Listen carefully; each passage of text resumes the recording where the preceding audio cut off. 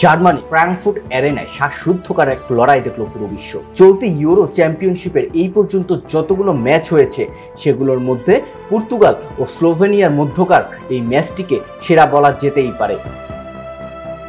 Euro শেষ 16 লড়াইয়ে রোনালদোর পর্তুগালকে রুখে দিয়েছিল ফিফা র্যাঙ্কিংয়ের অনেকটা পিছিয়ে থাকা স্লোভেনিয়া।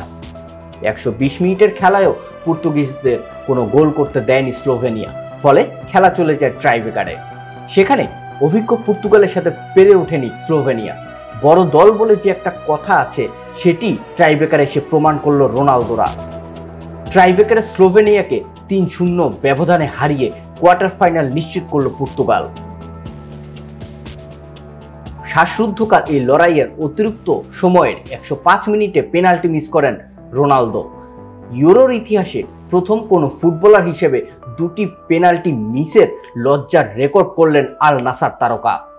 2016 সালে অস্ট্রিয়ার বিপক্ষে প্রথম পেনাল্টি মিস করেছেন তিনি। এছাড়া অতিরিক্ত সময়ে পেনাল্টি মিসের ইতিহাসে এটিই দ্বিতীয়। এর আগে 2021 সালে ডেনমার্কের বিপক্ষে পেনাল্টি মিস করেছিলেন ইংল্যান্ডের হ্যারি কেইন। আজ পর্তুগালের জয়ের নায়ক গোলরক্ষক ডিয়াগো কস্তা। ট্রাইব্রেকারে স্লোভেনিয়ার 3টি শটই ঝাঁপিয়ে পড়ে রুখে দেন তিনি।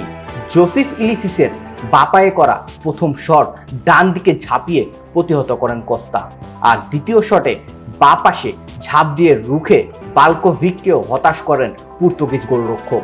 একই দিকে লাফিয়ে পড়ে বেঞ্জামিনের করা তৃতীয় শটও রুখে দেন কস্তা। অপরদিকে প্রথম 3টি শটেই সফল পর্তুগাল। এবার প্রথম শটে গোল করেছেন রোনালদো।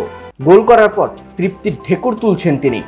পরে রোনালদোর দেখানো পথেই হেঁটেছেন ব্রুনো ফার্নান্দেজ ও বার্নার্ডো সিলভা। এতেই জয় নিশ্চিত হয় পর্তুগিজদের।